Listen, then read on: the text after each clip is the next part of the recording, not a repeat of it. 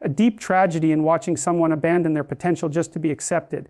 It begins subtly, a small silence when you should have spoken, a fake smile when you feel resentment, yes, when everything inside you screams no, and slowly, piece by piece, your authentic self erodes. You think you're keeping peace, but what you're really doing is building a quiet war inside your own soul. That's what happens when you lower yourself just to please others. You sacrifice your highest truth for temporary approval. You must understand something fundamental. The world does not reward those who shrink themselves. It rewards those who take responsibility for who they are unapologetically, courageously, and truthfully. When you hide your light so that others don't feel threatened, you participate in a collective lie. You reinforce weakness, both in yourself and in them. Real compassion isn't about lowering your standards, it's about lifting others by the example of your strength. The desire to please everyone is rooted in fear. Fear of rejection, fear of abandonment, fear of being alone. But here's the paradox: the more you bend to please others, the lonelier you become. Because the people who are drawn to your false version can never truly love the real you. They're connected to your mask, not your essence. And when the mask slips, as it always does, you find yourself surrounded by relationships that crumble under the weight of truth. You must develop the courage to disappoint people if it means staying true to your principles. That's not selfishness, that's moral clarity. Boundaries are not walls to keep people out. They are fences that protect what's sacred within you. And those who truly respect you will never demand that you compromise your integrity to keep their comfort intact. It is far better to be respected by a few than to be liked by many for pretending. So stand tall, speak truthfully, be kind, but not at the cost of your dignity. Because when you lower yourself, you don't just lose others' respect, you lose your own. And self-respect, once lost, is far harder to regain than any approval you might chase. Rise above the shallow need to please, and you'll discover something far greater than popularity: peace. The kind that comes from knowing you've remained true even when it was difficult. That's real strength. And that strength, not approval, is what makes a life worth living. There's a vital distinction between compromise and self-betrayal, and it's one that most people blur until it's too late. Compromise is the art of cooperation. It's the recognition that the world doesn't revolve around you, that relationships, societies, and progress depend on mutual understanding. It's a mature act, a necessary virtue in a civilized world. But self-betrayal is something entirely different. It's the silent agreement to betray your conscience, your truth, and your values for the sake of comfort or approval. You can compromise with someone without surrendering your soul. But when you do, when you silence your voice and shrink your spirit to avoid discomfort, that's not peacekeeping, that's self-erasure. The tragedy is that self-betrayal often masquerades as kindness. You tell yourself you're being considerate, flexible, even mature, but beneath that politeness is fear of confrontation, fear of disapproval, fear that standing firm will make you unlikable. So you begin to trade honesty for harmony, conviction for convenience. And each time you do, you feel a small fracture inside your being. Barely noticeable at first, but it grows. One day you wake up realizing that you've become a stranger to your own convictions. A polite, well-liked version of yourself that exists solely to maintain everyone else's comfort. Compromise enriches relationships, self-betrayal poisons them. When you compromise from a place of integrity, both sides grow. There's mutual respect, and even disagreement becomes fertile ground for wisdom. But when you betray yourself to preserve peace, resentment festers. You may not say it aloud, but it shows in your tone, your body, your silence. People sense it. They start to lose respect for you, even if they can't articulate why. Because deep down, everyone knows the difference between a person who stands on their principles and one who constantly bends to survive. True strength is the ability to negotiate without surrendering your truth. It's saying, I'll meet you halfway, but not if it means losing who I am. That requires courage, the courage to face disapproval, the courage to endure solitude, and the courage to live with the tension that comes with integrity. When you learn to hold your ground with respect and clarity, you begin to attract relationships that value your authenticity rather than exploit your silence. People may not always agree with you, but they will trust you. And trust is worth far more than temporary approval. In the end, compromise builds bridges, self-betrayal burns them. First within yourself and then with others. Every time you betray your own voice, you weaken the foundation upon which your character stands. The world doesn't need more agreeable people. It needs individuals who know where they end and where others begin. So learn to distinguish between bending and breaking. Bend with wisdom, but never break in the name of acceptance. Because once you start betraying yourself to please others, you'll find that no amount of approval can fill the void of lost integrity. To be authentic is not to be reckless or rebellious. It is to live truthfully, consciously, and with integrity. Authenticity is not an act of self-expression without restraint. It's the courageous discipline of aligning your actions with your principles. Many people today confuse authenticity with impulsiveness. They think that saying whatever they feel or doing whatever they want is being real. But that's not authenticity, chaos masquerading as freedom. Real authenticity is responsibility. The responsibility to know yourself, to understand the truth of your convictions, and to bear the weight of living according to them, even when it costs you approval, comfort, or convenience. To live authentically means you have to confront yourself.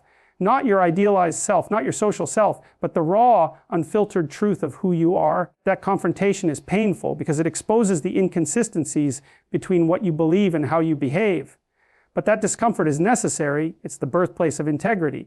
When you begin to act from that deeper alignment, you stop living as a fragmented person pulled by the tides of others' expectations. You become a unified being, consistent in speech, action, and intent. That's what makes authentic people powerful, not because they are loud, but because they are whole. Authenticity requires maturity because it demands accountability. You cannot call yourself authentic and still blame others for your circumstances. You cannot claim to live by truth and then manipulate it to protect your ego. The authentic life is not easy. It's brutally demanding. It asks you to carry the consequences of your decisions, to stand alone when others conform, and to endure being misunderstood when your truth challenges their comfort. But every step you take in truth strengthens your spine and clarifies your purpose. That's how you build character, not by chasing validation, but by earning self-respect through honesty. There is also a moral weight to authenticity. When you live dishonestly, even in small ways, you distort the moral fabric of the world around you. You teach others that pretending is easier than truth, that silence is safer than courage. But when you live authentically, you send out a different signal. You remind others that integrity is still possible. You become a mirror through which others can see what courage looks like. And sometimes your authenticity gives others permission to be real too. That is not arrogance. It's leadership of the most profound kind, leadership by example. So understand this. Authenticity is not about being accepted. It's about being accountable. It's not about doing what feels good, but about doing what's right, about carrying your truth like a sacred responsibility even when no one applauds you for it.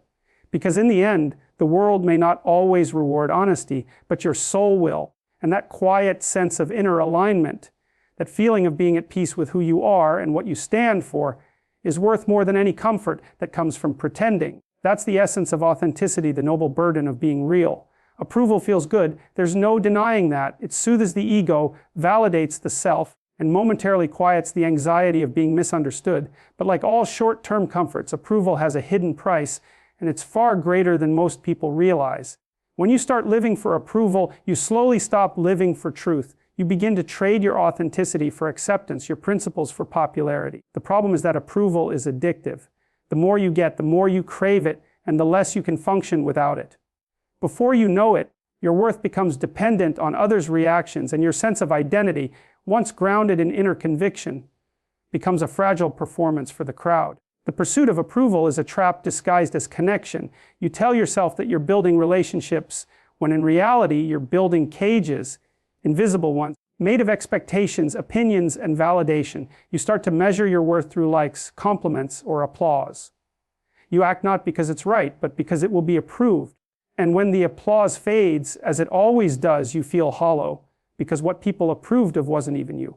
It was a version of you molded for their comfort. You can never feel genuinely loved while being fundamentally inauthentic, because deep down you know they love the mask, not the person beneath it. What makes this pursuit so destructive is that approval enslaves the spirit while disguising itself as reward. It whispers, just adjust a little. Just be less yourself and more what they want. But every time you obey that whisper, you weaken your character. You lose the courage to say no. You silence your instincts. You dilute your truth. And slowly you become addicted to pleasing because the cost of rejection feels unbearable. But here's the paradox: the more you chase approval, the less others respect you. People may smile at you, but they won't trust you, because even they can sense when someone's words are motivated by fear instead of integrity. True confidence is built not on how much approval you can gather, but on how much truth you can stand by without it. You gain strength every time you choose to act according to your values rather than your fears. That strength makes you formidable, not arrogant, but grounded. It tells the world, I would rather be disliked for what I am than loved for what I'm not. And that is a form of freedom most people never experience. Once you realize that your peace is more valuable than their praise, you become untouchable, not because others can't hurt you, but because their judgment no longer defines you. So ask yourself, how much of your life has been shaped by the need to be approved? How many times have you stayed silent when you should have spoken, smiled when you were breaking inside, agreed when you didn't believe? The cost of approval isn't just discomfort. It's your integrity, your growth, and your self-respect. You can't serve truth and approval at the same time. One will always demand the sacrifice of the other. Choose truth, even if it means standing alone, because solitude with integrity is far nobler than belonging built on self-betrayal. Approval fades, but character endures, and that endurance is what defines a life worth respecting. Your worth is not defined by how much you give, it's defined by what you refuse to give away. Boundaries are the invisible lines that protect your dignity, your time, your peace, and your energy. Without them, you become a doormat for the world's expectations, endlessly accommodating, constantly drained, and quietly resentful. Boundaries are not selfish, they are self-respect in motion. They say, this is who I am, and this is what I will not tolerate. The tragedy is that most people fear setting boundaries because they equate them with rejection. They think saying no means losing love, but the truth is, any relationship that demands the sacrifice of your integrity to survive is already broken. To set a boundary is to take responsibility for your life. It's to say, my energy is finite, my time is precious, and my peace has value. People who respect you will understand that. People who don't will guilt you for it, and that guilt is the test of your strength, because the moment you draw a line, the world pushes back. It will call you difficult, distant, arrogant, or cold, but what it's really saying is that your compliance used to benefit them. The moment you reclaim your power, you stop feeding their dependency. Boundaries reveal who truly values you, not for what you do, but for who you are. When you fail to set boundaries, you don't just lose time, you lose identity. You become a reflection of everyone else's desires, a character in someone else's story.